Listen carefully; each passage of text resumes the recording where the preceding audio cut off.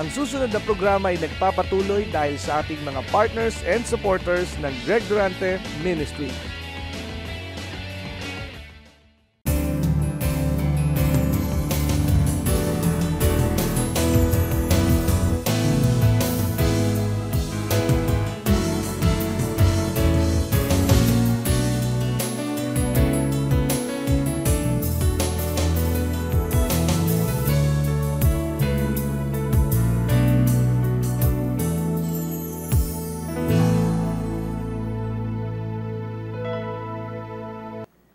You will eat the fatness of my house. Ibig sabihin, pag tayong lahat ay nagsasama-sama every Sunday, ikaw ay pakakainin ng kabutihan ng Diyos. Sabihin mo, show me a token of your goodness, O Lord. Amen. Pag sinabing token, ikaw ay isang katibayan ng kabutihan ng Diyos. Kaya expect for a token of the goodness of the Lord. At saan magmumula yun? In the house of the Lord. Kaya kailangan lagi ka pong sabik na 9:30 pa lang narito ka na. Sabihin mo sa iyong katabi, tayo'y palangit, hindi pa impyerno. Kaya kailangan 9:30 pa lang, nakaupo ka na dyan at nag-i-intercede ka na. Amen? Purihin ng Panginoon. Ang simbahan po'y lugar ng mga mahirap para yumaman. Sabihin mo sa iyong katabi, ang simbahan ay lugar ng mga mahihirap, ng mga may sakit, ng mga nalugi, ng mga nabigo, ng mga nawalan ng trabaho, para palitan ng Diyos ng kaginhawahan, ng kasaganaan na hindi gawa ng tao, kundi gawa ng Diyos. Sabihin mo, saan ka pa? Dito ka na. Amen. Palakpakan natin ang Diyos. Amen. At ang sabi niya, bilang kabuuan nung biyahe sa Amerika, you will eat the fatness of my house and you will drink on the rivers of my pleasures. I will never forget you. I will bless you. I will bless you and I will give you abundance that had never been done to you. Kasama po kayo doon. Amen. Palakpakan natin ang Diyos. At upang matutunan namin ito, kailangan namin ang iyong Espiritu. Kaya narito po kami at hinahayaan namin ang banal na Espiritu, ang personal na magturo at magsiwalat sa amin ng lahat ng katotohanan sa pangalan ni Jesus. Amen. So ang una pong katotohanan, hindi po lubhang mahalaga ang achievement sa harapan ng Diyos. Ang mahalaga po ay ang lahat ng ating ginagawa ay mula sa pusong umiibig. Yun po ang mahalaga, na ikaw at ako ay umiibig. At ang banal na Espiritu ay ibinigay sa atin nung araw na tayo ma-born again.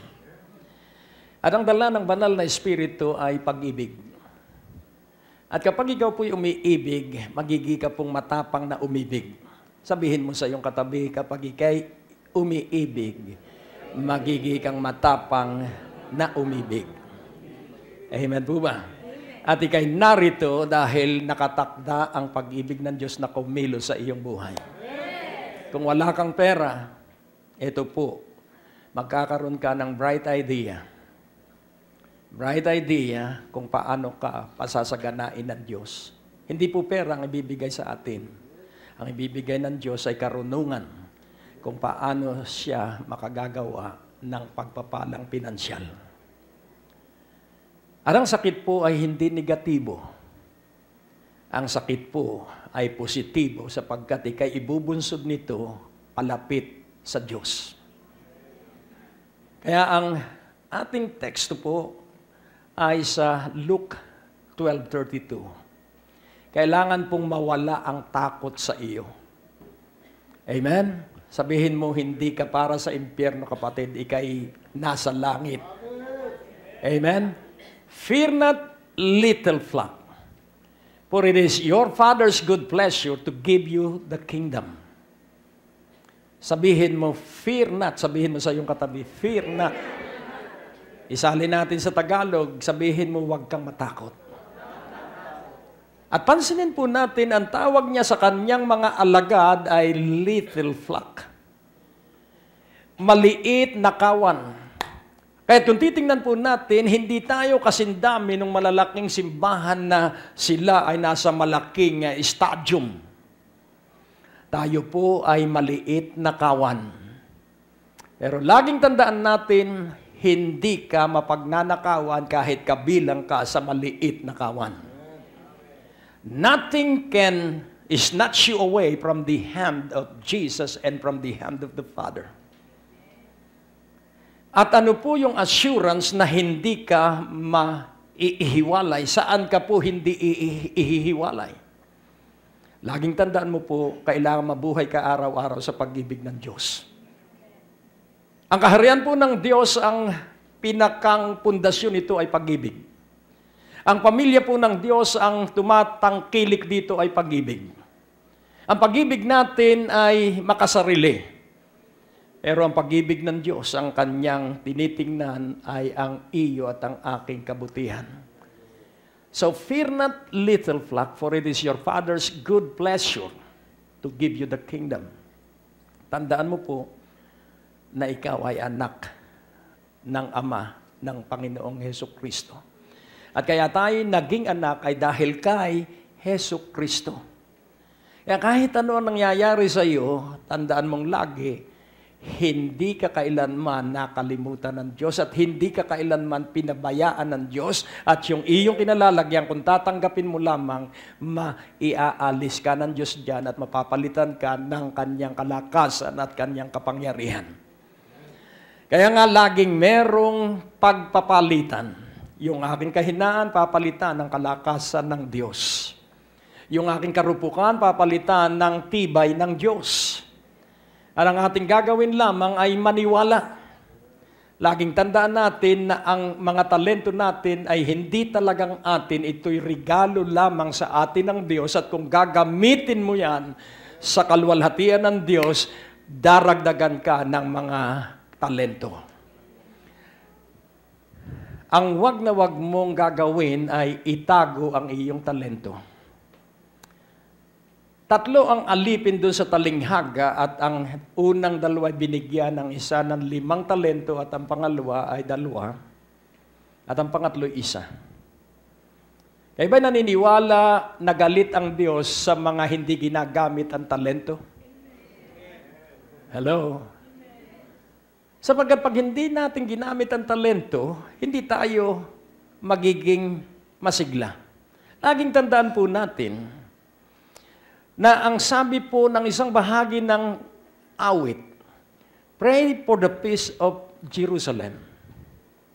They shall prosper that pray for the peace of Jerusalem. At kung titingnan po natin doon, ang napakahalagang katotohanan, ang sabi po doon, peace be within thy walls, Jerusalem, and prosperity be on thy palaces, and the goodness of the Lord from the house of the Lord. Tatlong bagay po, kaya ang tao po'y nagsisikap. Ang mga Amerikano po, hindi mo sila makakasama kahit ang mga Pilipinong naging Amerikano. Sila po ay after sa hanap buhay. Sapagkat hindi po biro, doon ko natuklasan kung ano ang dolyar at ang peso. Ang akala ko, ang $1 at ang 1 peso ay magkatulad. Sa kanila po, pag nagbibigay ako ng tip na $2, ang mukha nung binibigyan ko ay maaliwalas. Dahil sa kanila pala, ang $1 ay napakahalaga. Kaya nag-iba ang pananaw ko sa dolyar, na ito ay talagang pinaghihirapan. Kaya nga po, unawain nating mabuti. Fear not, little flocks, for it is your Father's good pleasure to give you the kingdom. Si John the Baptist po ay walang masyadong ginawang mga dakilang bagay. Pero ang sabi ng mga alagad ng Panginoon, lahat ng itinuro, lahat ng ipinahayag ni Juan Bautista, lahat ay nangyari. His greatness followed him after his death. Yung kadakilaan ng mga ginawa ni Juan Bautista ay sumunod sa kanya nung siya ay namatay na, sapagkat lahat ng sinabi niya ay nangyari. Kaya nga sa pulpito ay iyong laging pakinggan na ang salita ng Diyos ay mangyayari, sapagkat ang salita ng Diyos ay hindi babalik sa Diyos na hindi natupad ang nasa ng Diyos. Kaya ang bawat sermon dito sa lugar na ito, sino man ang magpahayag dito, ay gagawin ng Diyos kung iyong paniniwalaan. At kung hindi mo pinaniwalaan, ikaw ang nawalan. Hello? Laging tandaan po natin, ang Diyos ay hindi nagbibigay ng gantimpala sa mga hindi ginamit ang talento. Sa opisina po ba, mapopromote ang isang empleyado na wala namang ginawa? Kasama ko ang isang host na nagtatrabaho sa isang hospital for 28 years. At ipinasyal kami at ang kanyang kapansin-pansing katangian, may dala siyang isang supot na candy. Habang ipinapasyal kami ni Pastor Dexter doon sa malaking hospital ng Mississippi, bawat makasalubong niya, "How are you doing?" Itim man yun o puti, ang kanyang bati, "How are you doing?" "Fine." At ang sabi niya, "Take some candies." So laging unawain mo po, kailangan ikaw ay generous. Sabihin mo sa iyong katabi, kailangan ikaw ay bukas ang palad. Hello? At siya po ay nakapagbibigay ng katipiran doon sa hospital dahil yung dapat na itatapon ng equipment na re-repair niya. Dahil 3 po ang kanyang natapos na course dito sa Pilipinas, he loved his work and his hospital. Praise God. And nais ko pong ipaunawa na ikaw ay nasa kaharian ng Diyos. At sa kaharian ng Diyos, doon po ay walang pagkukulang. Amen. So, unawain mo mabuti si Jesucristo ang ating pastor at wala tayong kakailanganin. Bakit? Sapagkat hindi mahalaga ang pagkain, ang mahalaga ay katawan. Hindi mahalaga ang inumin sapagkat ang mahalaga ay ang katawan. Hindi mahalaga kung ikaw ay nakamamahaling damit, ang mahalaga ay ang katawan. Mahalaga ay buhay. Kaya pag nagpahalaga ka sa buhay, kakain ka ng tama. Pag nagpahalaga ka sa katawan, ang katawan mo ay hindi hahayaan ng Diyos na manatiling masira. Kaya napakahalaga po na magkaroon tayo ng tiwala sa Diyos. Sigurado po yung 3 hinahangad ng tao at ito ay nasa plano ng Diyos. Ano po yung sinabi ko kanina? Peace be within thy walls, prosperity within thy palaces, and goodness from the house of the Lord be yours. Kaya nga, hindi po sa hanap buhay.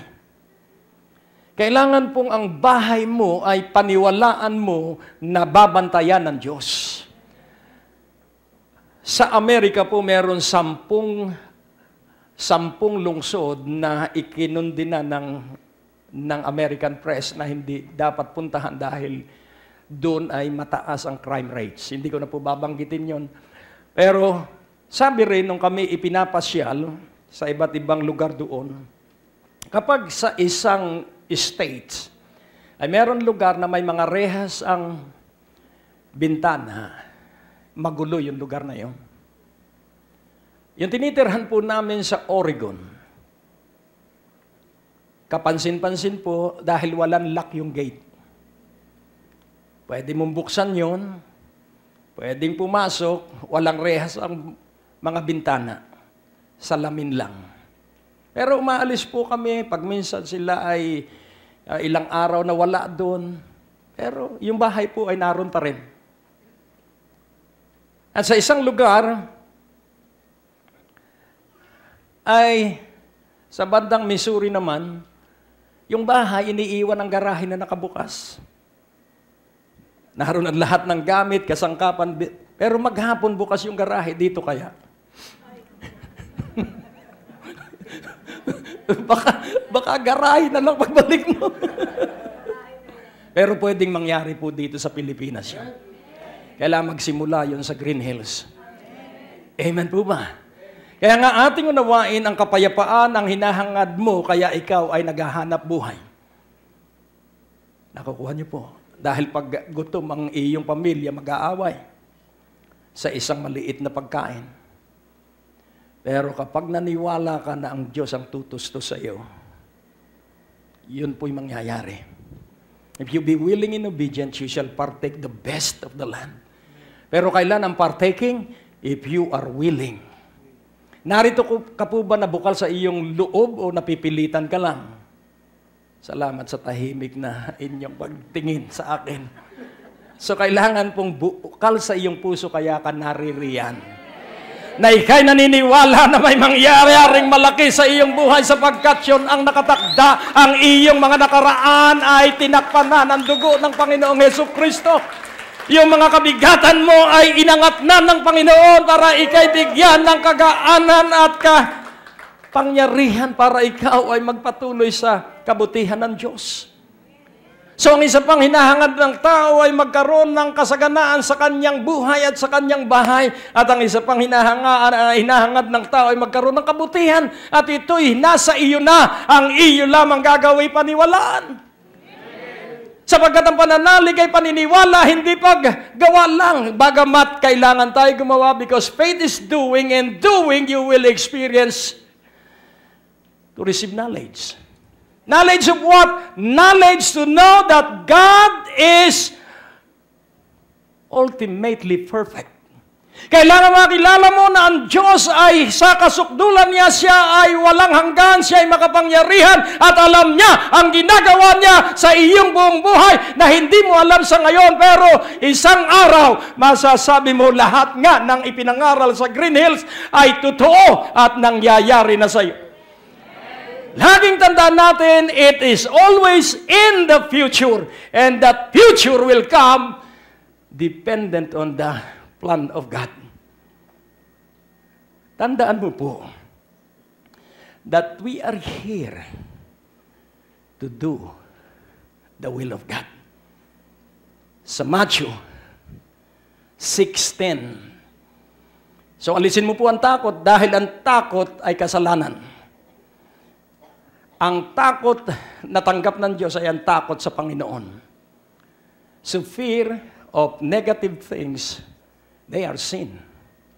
Because fear will make a person doubtful. And when a person is doubtful in whatever area of life, then he will waver. And then wavering will bring a person to unbelief. Kaya huwag kang matakot kung wala kang manghanap buhay ngayon, sabihin mo, pinamamahinga ka lang ng Diyos. Kung sakaling may kirot ang iyong bahagi ng katawan, sabihin mo, tinuturuan ka lamang ng Diyos kung paano umasa at magtiwala na siya ang dakilang manggagamot, na ang kanyang mga latay ang siyang naging katubusan para matanggap mo ang kagalingan. Hanggang ngayon, buhay ka pa. Amen po ba? Sapagkat hindi ibig ng Diyos na ikay mamatay nang wala sa oras, sapagkat hindi mo mapupuri ang Diyos sa libingan, hindi mo mapaglilingkuran ng Diyos sa libingan. Kaya mahaba ang iyong buhay. Sabihin mo sa iyong katabi, mahaba ang iyong buhay. Hallelujah! Kahit ano ang edad mo, laging tandaan mo, hindi ka tatanda, magkakaroon ka lang ng edad, pero hindi ka tatanda sapagkat ang pangarap ng Diyos ang magbibigay sa iyo ng haba ng iyong buhay. Oh, thy kingdom come, thy will be done in earth as it is in heaven. So ano po kaya ang nangyayari sa langit? Sa langit kaya may nag-aaway. Paano mo na-check?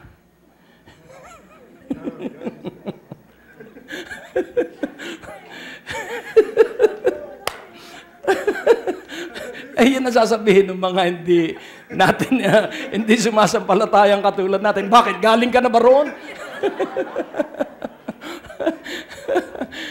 So, pansinin po natin, thy kingdom come, thy will be done in earth as it is in heaven. So, paano natin malalaman na tayo nasa langit? So, ano ang magbibigay ng katiyakan na ngayon ay tayo ay nasa langit? Tiyak ko na ako'y nasa langit ngayon at araw-araw ako'y nasa langit. Hello? Sa Gethsemane, nandun ang susi. Dumalangin ang Panginoon. At pansinin po natin, ang kasama niya ay mga antukin. Tingnan mo ang iyong katabi. Sabihin mo, may pag-asa ka pa. Kaya inaantok ang isang tao dahil hindi niya alam kung ano yung kanyang naririnig. Pero laging tandaan mo na pag ikay kumain, hindi mo rin alam kung ano mangyayari doon sa iyong katawan, doon sa iyong kinain. Pero pag naniwala kang maganda ang mangyayari, at ang langit ay pagtitiwala na maganda ang mangyayari. Oh, hallelujah! Kaya sabi ng Panginoon, kahit kasama niya ay mga tulog, ang sabi niya, take away this cup of suffering. Let not my will, but your will be done. Ano ang langit na sumusunod ka sa salita ng Diyos? Ano ang langit na ikay maligaya sa salita ng Diyos? Ano ang langit na kahit ano nangyayari ang pinaniniwalaan mo ay yung magaganap pagkatapos na ikaw ay sumunod sa Panginoon?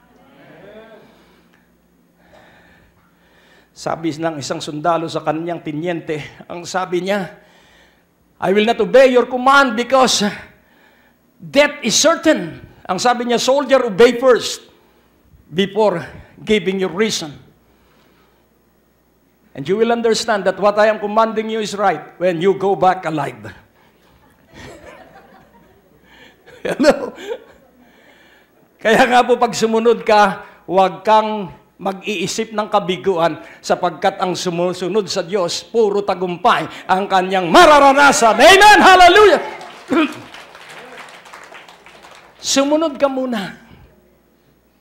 And you shall partake the best of the land. Madali pong sabihin ang sumunod ka muna. So ano nga ang paraan? Nagbulay ako sa Biblia. May Biblia ka po ba? Binabasa mo ba yung iyong Biblia? Hello? So nagsimula po ang Genesis, pamilya. Pamilya. At ang sabi ng Diyos kay Adan, yun pong pag-uusap ni Adan at ng Diyos, ang tawag po doon ay fellowship. At yun po ang gusto ng Diyos na gawin sa iyo. Na araw-araw gusto ng Diyos ang kakwentuhan. Hello? At ang gagawin mo lang, sabihin mo, Diyos ko, napakaganda mo. Kahit hindi natin siya nakikita, napakabuti mo. At kapag iyong pinupuri ang Diyos doon sa mga nangyayari sa iyo, isisiwalat ng Diyos, Greg, alam mo kung bakit nangyari ito? Ito ang layunin ko. Hello? Kwentuhan muna. Kaya nga ang sabi ng Diyos kay Adan, have dominion. Pero siya ay meron lamang karapatan kung siya ay susunod sa Diyos. Yun pong dominion na ibinigay ng Diyos ay dalawang sangkap. Moral and legal. Yun po ay medyo malalim na pag-aaral na, pero ang moral po ang ibig sabihin ay buhay pa ang relasyon sa Diyos.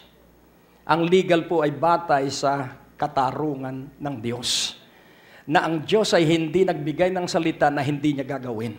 Na ang Diyos ay hindi nangako na hindi niya tutupdin. That is the justice of God.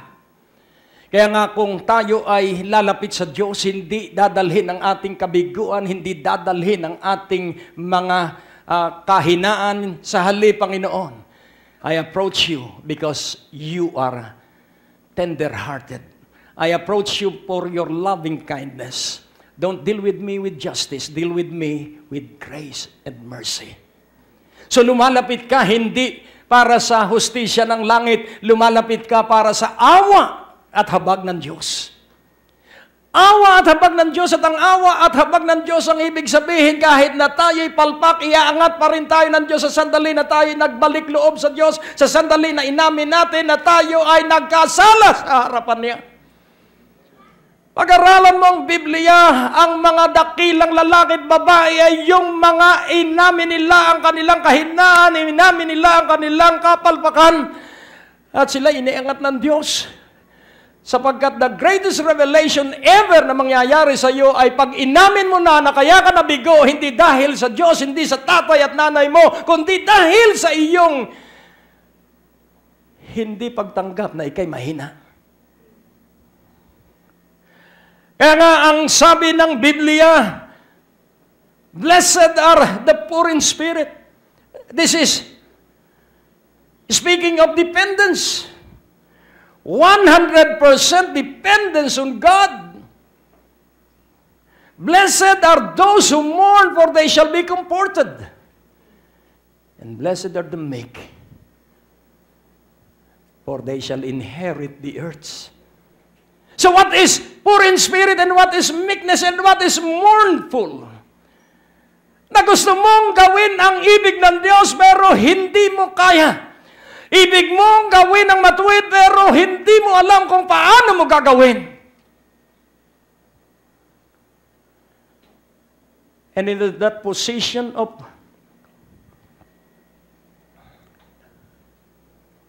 mournfulness, then God will give you the power. At mararanasan mo na ikaw ay masasabik sa Diyos. Kayo po ba'y sabik sa Diyos? Talagang sabik kayo sa Diyos? So ano po ang ibig sabihin ng sabik?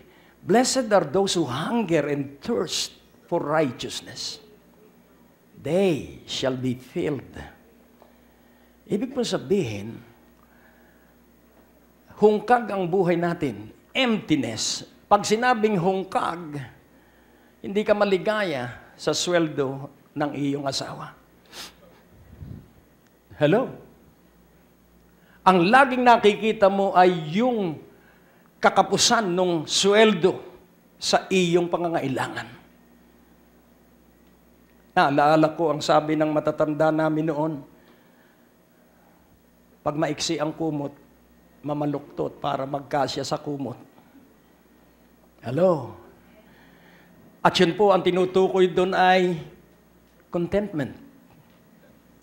Masiyahan ka lang sapagkat hindi laging Lunes ang araw, may Martes. Hindi laging kabiguan ang buhay, may tagumpay. Hindi laging kirot sa katawan ang buhay, may kagalingan. Amen. Kung ikaw may niloko ng iyong boyfriend o ng iyong girlfriend, may panibagong pag-asa sa iyong buhay. Amen. Hallelujah. Sapagkat laging tandaan mo, ang wala sa iyo, hindi para sa iyo. Ang umalis sa iyo ay hindi para sa iyo. Sapagkat merong para sa iyo at ang para sa iyo ay darating sa iyo kung ikaw ay magpupuri at magdidiwang sa Diyos. Sapagkat yun yung kasakdalan ng iyong pagtitiwala at paniniwala sa Diyos na ikaw ay nagpapahintulot sa Diyos na gawin niya ang lahat ng kanyang itinakda sa iyo. Hindi ka mamamatay sa sakit. Hindi ka mamamatay sa anumang takot sapagkat ang takot mo sa Panginoon ang magbibigay sa iyo ng kakaibang karunungan. Ang natapos na palatuntunan ay nagpapatuloy dahil sa inyong mga pinansyal na kaloob na ibinibigay sa Greg Durante Ministries.